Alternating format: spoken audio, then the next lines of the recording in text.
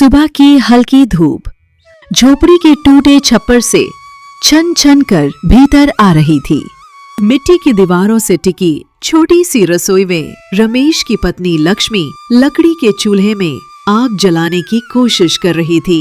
पास ही कोने में पुरानी चारपाई रमेश की बीमार माँ कराह रही थी। रमेश वहीं बैठा माँ की कमर दबा रहा था। बेटा, अब तो लगता है मेरी सांसें भी बोझ बन गई हैं। ऐसी बात मत कर माँ, तू ठीक हो जाएगी। बस दवा मिल जाए तो सब ठीक हो जाएगा। रमेश जी, चूल्हे में बस थोड़ी सी लकड़ी बची है। दाल तो चढ़ा दी है पर सब्जी नहीं है घर में। कोई बात नहीं लक्ष्मी, आज सेठ के यहाँ कुछ बचा खुचा मिल गया तो ले आऊंगा। तू माँ का ध्यान रखना, मैं निकलता हूँ। गांव की सबसे बड़ी हवेली में सेठ हरिदास नकली सोने के जेवरों को चमकाने वाला केमिकल चढ़ा रहा था। हाउस के सामने एक अलमारी में कई डिब्बियां थीं, जिनमें असली जैसे दिखने वाले नकली गहने रखे थे। तभी रमेश हाथ में झोला लिए अंदर आया। अबे रमेश, कितनी देर कर दी। ये लो, साहूकार के घर ये डिब्बी लेकर जाओ और कह देना शुद्ध सोना है, सेठ जी की गारंटी है, समझा?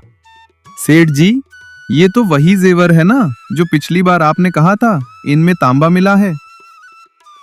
अबे ओ झोपड़ी में रहने वाले, बहुत सवाल करने लगा है तू। तेरी माँ का इलाज कौन कराएगा? तेरी बीवी को खाना कौन देगा? चुपचाप जो कहा है वही कर। रमेश की मुट्ठी भींच गई, पर आंखें नीची कर वो डिब्बी लेकर बाहर निकल गया। उसके भीतर कुछ टूट रहा था, कुछ खौल रहा था। गांव की चौपाल पर कुछ औरतें और आदमी इकट्ठा थे। चर्चा हो रही थी। रामू काका के बेटे की शादी थी, जो सिर्फ इसलिए टूट गई क्योंकि सेठ के दिए गहने नकली निकले। पर कोई सेठ के खिलाफ बोले भी तो कैसे? वो तो सरपंच से भी ऊंची पहुंच वाला है। एक दिन रमेश अपना काम खत्म करके घर की ओर जा रहा था। अरे बेटा, कोई मुझे पानी पिला दे। कोई है क्या यहाँ पर? कोई मेरी मदद कर दो। लगता है आसपास कोई घायल व्यक्ति पड़ा हुआ है। मुझे देखना चाहिए इतनी करुण आवाज किसकी है। रमेश ने देखा है कि एक साधु घायल पड़े हैं और उनके पैर से खून बह रहा है। रमेश ने साधु बाबा को उठाया और कहा, साधु महात्मा, आपको क्या हुआ है? आपके पैर से तो बहुत खून बह रहा है। आपको ये चोट कैसे लगी? बेटा, अब मैं बूढ़ा हो गया हूँ, ठीक से चल नहीं पाता।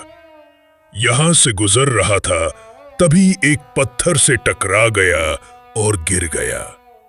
तब से उठने की कोशिश कर रहा हूं, लेकिन उठ नहीं पा रहा हूं। ठीक है साधु महाराज, मैं आपकी सहायता करता हूँ। पहले आपको थोड़ा पानी पिला देता हूँ, फिर आपको अपने घर ले चलूंगा। जो भी मेरे पास रूखा सूखा भोजन है आपको अवश्य खिलाऊंगा। सब साधु महाराज को पानी पिलाता है और फिर सहारा देकर उन्हें अपने घर ले आता है। लक्ष्मी, घर में कुछ खाना है तो लाकर दे दो साधु बाबा को। जी, घर में तो सिर्फ 2 सूखी रोटियां बची हैं, वो भी मैं आपके लिए रखी हैं। कोई बात नहीं लक्ष्मी, वो 2 रोटियां साधु महाराज को दे दो। पर आप क्या खाएंगे जी? अरे लक्ष्मी, मेरी फिक्र छोड़ो, मैं तो पानी पीकर भी रह लूंगा, पर साधु महात्मा बूढ़े हो गए हैं, उन्हें भूख बर्दाश्त नहीं होगी। लक्ष्मी ने साधु महात्मा को 2 सूखी रोटियां दे दी। बेटा, तुमने अपने हिस्से का खाना मुझे दे दिया और तुम भूखे ही रहोगे। तुम क्या करते हो बेटा? साधु महात्मा, मैं बहुत गरीब हूँ। एक सेठ के यहाँ नौकरी करता हूँ। उसमें थोड़ा बहुत जो कुछ भी मिल जाता है वही खिलाकर अपना परिवार पालता हूँ। चिंता मत कर बेटा, तेरा भाग्य अवश्य बदलेगा। तुम जैसे दयालु बच्चे जीवन में बहुत आगे बढ़ते हैं। साधु महात्मा ने अपनी झोली से एक चमकदार हीरा निकाला। ये देखो, इसे कोई साधारण हीरा मत समझना। ये देखने में छोटा है, लेकिन बहुत काम की चीज है। इसे अपने पास रखो। साधु महात्मा, मैं भला इस हीरे का क्या करूं? मुझे तो बस अपने परिवार के लिए 2 वक्त का भोजन चाहिए। मैं उसमें ही प्रसन्न हूं। बेटा, इस हीरे को जमीन में दबा देना और देखना, कुछ दिनों में हीरों से लदा हुआ एक सुंदर सा पेड़ उग जाएगा। फिर तुम इन हीरों का व्यापार भी कर सकते हो। जय भोले। क्या सचमुच महात्मा ऐसा संभव है? मैं आज तक हीरे के पेड़ के बारे में नहीं सुना। बेटा, तुमने मुझे भोजन खिलाया, मेरी सहायता की, इसलिए मैं तुम्हें आशीर्वाद के रूप में ये हीरे का नन्हा बीज देता हूँ। निश्चय ही ये तुम्हारे बहुत काम आएगा। जय भोले। मेरे पास तो जमीन ही नहीं है। मैं भला इस हीरे के बीज को कहाँ लगाऊंगा? अगर कहीं इधर उधर लगाया तो लोग इस पेड़ को नोच लेंगे। तभी रमेश को एक योजना सूझी।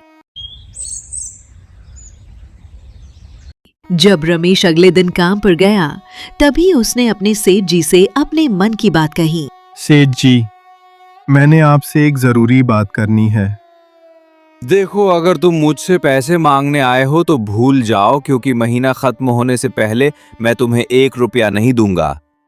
सेठ जी, मैं आपसे पैसे मांगने नहीं आया हूँ, बस एक बात करना चाहता हूँ। ठीक है, बताओ क्या बात है, लेकिन जल्दी करना, मुझे बहुत जरूरी काम है। रमेश सेठ जी को साधु की पूरी कहानी बताता है और उस हीरे के बीज के बारे में भी बताता है जो साधु ने उसे दिया था। सेठ जी, मेरे पास इतनी जमीन नहीं है कि मैं ये हीरे का बीज लगा सकूं, लेकिन आप थोड़ी सी जमीन दे दें जहां पर मैं इसे लगा सकूं, तो इसका लाभ आपको भी अवश्य मिलेगा। अच्छा, क्या सचमुच तुम्हारे पास हीरे का बीज है? पहले मुझे दिखाओ, वो हीरा कहाँ है? कहीं तुम मुझे बेवकूफ तो नहीं बना रहे हो? रमेश हीरा निकालकर सेठ को दिखाता है। सेठ के मन में लालच भर जाता है। वो तुरंत रमेश से बहुत प्रेम से बातें करने लगता है। अच्छा ठीक है रमेश, तुम क्यों परेशान होते हो? तुम इतने समय से मेरे पास काम कर रहे हो, मैं अवश्य तुम्हें थोड़ी सी जमीन दे देता हूं। देखो, वो जगह है आंगन में, वहीं पर तुम अपना हीरा लगा सकते हो। रमेश सेठ की बात सुनकर बहुत खुश होता है। वो जल्दी से आंगन की ओर जाता है और वहां पर मिट्टी खोदकर तुरंत हीरे को दबा देता है। अब साधु महाराज के कहे अनुसार जब हीरे का पेड़ बड़ा हो जाएगा, तब मैं इसका व्यापार करूंगा और इसका लाभ सेठ जी को भी मिलेगा और मुझे भी मिलेगा।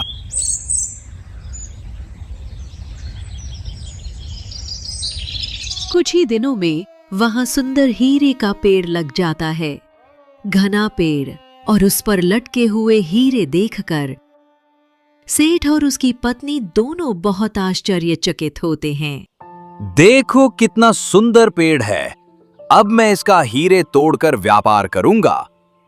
लेकिन इसका फल तो रमेश को मिलना चाहिए, क्योंकि हीरे का बीज वही लेकर आया था। तो क्या हुआ? ये जमीन तो मेरी है। कौन मानेगा कि हीरे का बीज रमेश लेकर आया था? लेकिन आप ऐसा नहीं कर सकते। रमेश ने कहा था कि आप दोनों लाभ के बराबर अधिकारी होंगे और आप इस पेड़ पर अकेले ही हक जमा रहे हैं। मैं कुछ भी करूं, तुम्हें इससे क्या? तुम्हारे जीवन में तो कोई कमी नहीं है ना? कुछ और चाहिए तो मुझे बता देना, बस मेरे काम के बीच मत बोलो। कुछ देर बाद रमेश पेड़ के पास आता है और देखता है कि पेड़ काफी बड़ा और सुंदर हो गया है और उस पर हीरे लगे हुए हैं। अरे वाह, ये पेड़ तो इतना सुंदर हो गया है और इस पे हीरे भी लग गए हैं। एक हीरा तोड़कर देखता हूं। तभी वहां सेठ आ जाता है। सेठ जी, मैंने कहा था ना, देखिए ये कितना सुंदर पेड़ हो गया। अब हम दोनों इसका लाभ ले सकते हैं। हम दोनों कौन? ये पेड़ मेरे आंगन में है, इसलिए इस पर केवल मेरा अधिकार है। तू निकल जा यहां से। सेठ जी, ये आप कैसी बातें कर रहे हैं? मैंने तो आपको सब कुछ बताया था। कि कैसे मुझे ये बीज साधु से मिला। दुष्ट अपने मालिक को उल्टा जवाब देता है। रुक जा, मैं तुझे अभी बताता हूं। मुझे क्षमा कर दीजिए सेठ जी, मुझे कुछ नहीं चाहिए, मुझे छोड़ दीजिए। बेचारा रमेश वहां से रोता हुआ अपने घर की तरफ जाता है। अरे दुनिया में ऐसे भी लोग होते हैं क्या? मैं तो पूरा लाभ सेठ जी के साथ बांटने की बात कर रहा था, फिर सेठ जी ने अकेले ही पेड़ पर अधिकार जमा लिया। अब तो मेरी नौकरी भी चली गई, मैं कैसे अपने परिवार का पेट भर सकूंगा। रमेश को इस बात से बहुत दुख पहुंचा। वो उदास मन से एक जंगल की ओर चल पड़ा। जब वो जंगल के बीचों बीच पहुंचा तब उसने देखा कि साधु महाराज वहां पर बैठे हुए हैं। ये देखकर रमेश आश्चर्य में पड़ गया कि वही साधु महात्मा फिर से उसे मिल गए। रमेश बेटा, तुम यहाँ इस प्रकार भटक रहे हो। साधु महात्मा, मेरे साथ अन्याय हुआ है। घबराओ मत, मुझे पूरी बात बताओ। और मैं तो तुम्हें हीरे का बीज दिया था, फिर तुम इस प्रकार क्यों भटक रहे हो? आखिर तुम्हारे साथ क्या हुआ है? रमेश ने साधु को पूरी बात बताई और सेठ के अत्याचार के बारे में भी बताया। तुम चिंता मत करो, उस धोखेबाज सेठ को उसके कर्मों का दंड अवश्य मिलेगा। उधर सेठ हीरे के पेड़ से खूब सारा धन कमा रहा था। वो प्रतिदिन मोती तोड़ता और बाजार में ले जाकर अच्छे दामों में बेच देता। हाँ, अब तो मैं अच्छा खासा धनवान हो गया हूँ। मेरे पास किसी चीज की कमी नहीं है। ये सब कुछ इस हीरे के पेड़ के कारण हुआ है। राजमहल में राजा अपनी रानी के साथ बैठी थी। रानी का चेहरा उदास था। प्रिय, क्या बात है? आज तुम्हारी मुस्कान खो गई है। महाराज, मुझे पुराने गहनों में आनंद नहीं आता। मैं चाहती हूँ हीरे का हार, जो सबसे अलग हो, जो कोई ना पहन पाया हो, वैसा हार चाहिए। तो फिर ऐसा ही होगा, पर ऐसा हार मिलेगा कहाँ? उसी समय नगर सेवक आकर सूचना देता है। महाराज, मुझे गांव के बाजार से एक महत्वपूर्ण सूचना मिली है। लोग कह रहे हैं कि इस गांव में सेठ हरिदास नाम का एक व्यापारी है जो हाल ही में बेहद अद्भुत हीरे बेचने लगा है। सब उसकी तारीफ कर रहे हैं। कह रहे हैं उसने इतने सुंदर और शुद्ध हीरे बनाए हैं कि वैसा पहले कभी नहीं देखा गया। सेठ हरिदास, क्या वो इतने सुंदर हीरे बनाता है? जी महारानी, पूरे बाजार में उसके हीरे चर्चा का विषय हैं। यदि वही हमारे लिए गहने बनाए तो ये देश भर में प्रसिद्ध हो सकते हैं। तो फिर देर किस बात की? रानी के लिए गहना वही बनाएगा। सिपाहियों को भेजो, पता लगाओ कि सेठ हरिदास सच में कौन है और क्या वो इस योग्य है। राजा के 2 विश्वस्त सिपाही सेठ हरिदास के घर पहुंचते हैं। हवेली के बाहर चहल पहल है। जैसे ही वे अंदर कदम रखते हैं, एक अजीब सी चमक उनकी आंखों में चुभती है। वे ठिठक जाते हैं। सामने आंगन में एक पेड़ खड़ा है, लेकिन कोई साधारण पेड़ नहीं। उसकी डालियों पर असली हीरे झिलमिला रहे हैं। क्या तुम भी वही देख रहे हो जो मैं देख रहा हूं? ये पेड़ है और इस पर हीरे लगे हुए हैं। ये कैसा चमत्कार है? दोनों जल्दी ही महल की ओर लौट जाते हैं। दरबार में राजा के सामने जाते हैं और सूचना देते हैं। महाराज, ये खबर सत्य है। सेठ हरिदास के आंगन में एक पेड़ है जो हीरे उगाता है। क्या हीरे का पेड़? जी महाराज, हम दोनों ने अपनी आंखों से देखा। उसकी डाली पर हीरे लगे हुए थे। हमने पहले ऐसा पेड़ नहीं कहीं देखा और नहीं कहीं सुना। महाराज, मुझे यह पेड़ जादुई लगता है। हमें तुरंत वहां चलना चाहिए।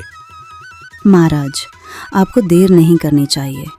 अब तुरंत जाइए और सेठ के घर पर अपना अधिकार कर लीजिए। आप राजा हैं, भला आपको कौन रोक सकता है। राजा सैनिकों को लेकर सेठ के घर जाते हैं। इस दुष्ट सेठ को कैद कर लो और इसे महल ले चलो। हमारा राज्य में ये अमूल्य खजाना है और इसने इस विषय में हमें कुछ नहीं बताया।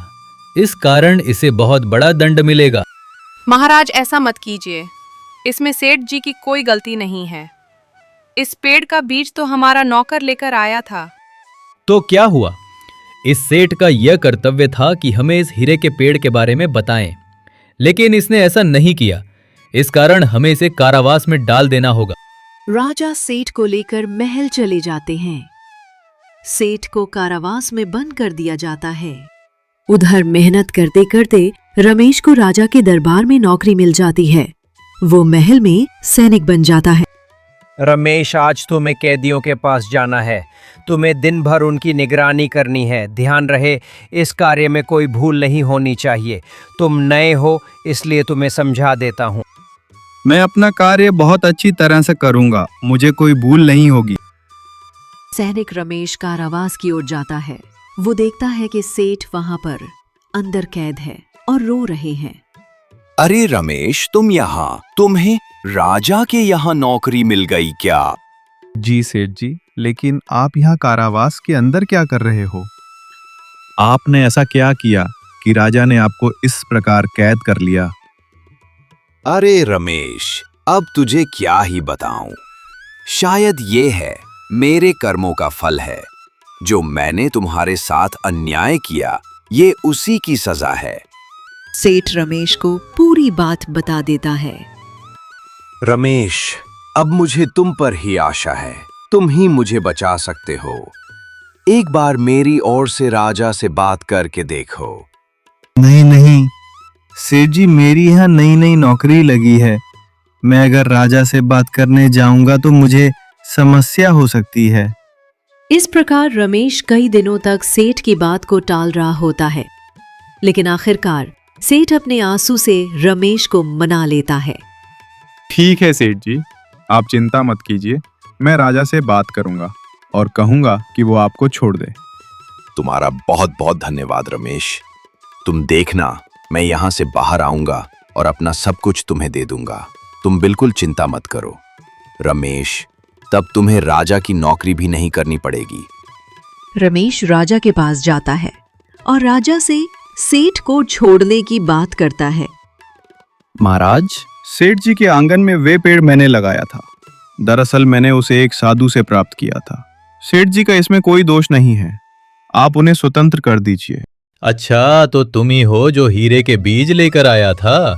सेठ ने तुम्हारे बारे में हमें बहुत सी बातें बताई हैं। सैनिकों, जाओ सेठ को कारावास से बाहर लेकर आओ। सैनिकों ने सेठ को कारावास से बाहर निकाल दिया। लगता है रमेश ने मुझे बचा ही लिया। महाराज, मैं तो आपसे पहले दिन से ही कह रहा था कि हीरे के बीज मेरे नहीं थे, वो तो रमेश के थे। और अब मुझे उम्मीद है कि उसके पास और भी जादू बीज पड़े होंगे। सेठ जी, ये आप कैसी बातें कर रहे हैं? आप मुझे क्यों राजा से दंड दिलवाना चाहते हैं? अरे चुप हो जा। तेरे जादू टोने के कारण न जाने मुझे निर्दोष होकर भी कितने दिनों तक कारावास में रहना पड़ा। अब तो तुझे राजा को ही जवाब देना होगा। क्या ये सेठ सच कह रहा है? क्या तुम्हारे पास और भी जादुई बीज हैं? जल्दी हमें बताओ। नहीं महाराज, ये सेठ मुझे फंसा रहा है। मेरे पास अन्य कोई वस्तु नहीं है। अगर होता तो मैं साधारण सैनिक की नौकरी क्यों करता? महाराज, यह आपको मूर्ख बना रहा है। आप इसे जेल में डाल दीजिए। कुछ दिनों तक वहां रहेगा। फिर इसके पास जितने भी जादुई वस्तुएं हैं, यह आपको सब दे देगा। ये आपने ठीक नहीं किया सेठ जी। आपने मुझे दोबारा धोखा दिया। आपको अपने कर्मों का दंड अवश्य मिलेगा। रमेश की बात सुनकर सेठ बहुत हंसता है। महाराज, आपकी आज्ञा हो तो मैं यहाँ से जाऊं? आप चिंता मत कीजिए, मैं प्रतिदिन आपके लिए बहुत सारे हीरे लेकर आऊंगा। बदले में मुझे आपसे कुछ नहीं चाहिए। ये अच्छी बात है। अब तुम जा सकते हो, लेकिन ध्यान रहे, उस पेड़ पर जितने भी हीरे उगेंगे उन पर हमारा अधिकार होगा। तुम प्रतिदिन सारे हीरे लेकर हमारे पास आओगे? जी महाराज। सेठ स्वतंत्र होकर अपने घर जाता है। तुम आ गए क्या? तुम्हारा दंड समाप्त हो गया? राजा ने तुम्हें कैसे छोड़ दिया? तुम क्या चाहती हो? मैं पूरा जीवन जेल में बिताऊं और तुम यहाँ मजे में रहो? कैसी बातें करते हो भला?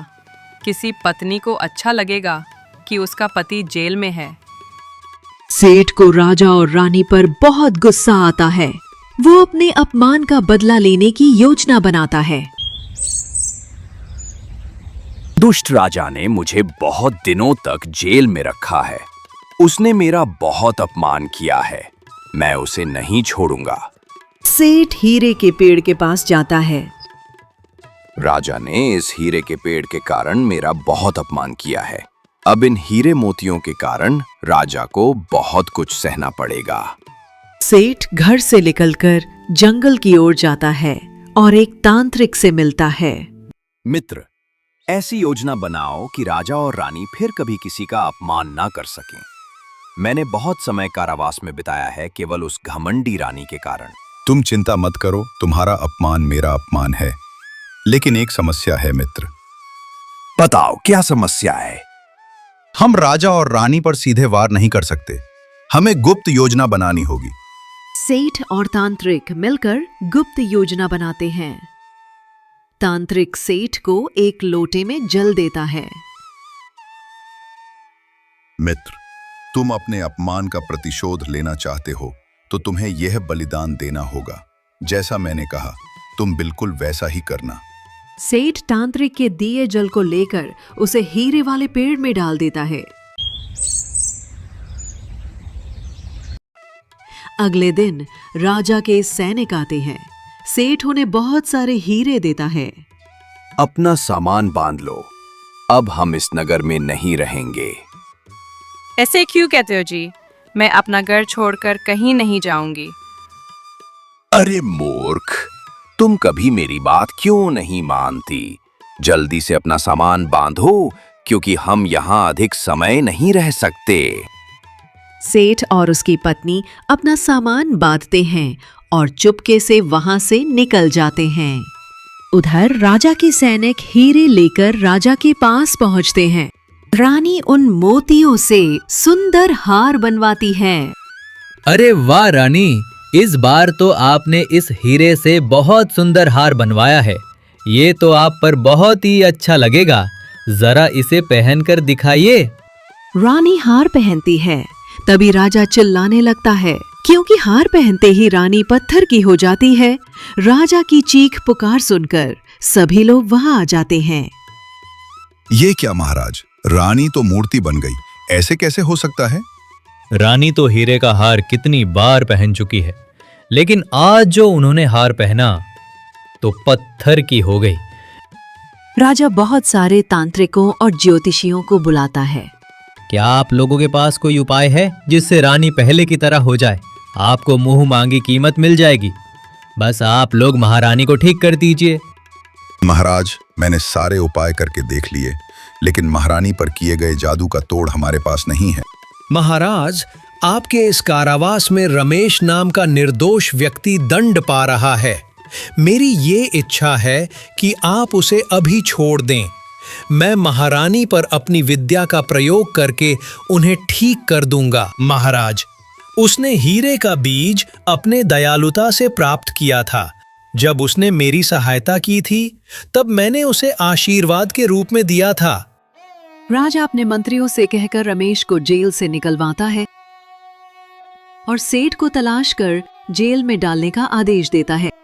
हमें क्षमा कर दो रमेश, हम तुम जैसे निर्दोष को दंड दे बैठे और इसी कारण आज रानी का ये हाल हुआ।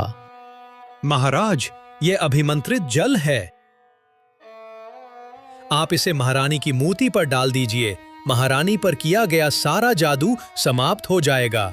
साधु महात्मा के दिए हुए जल को महारानी पर डालते ही वो वापस ठीक हो जाती हैं।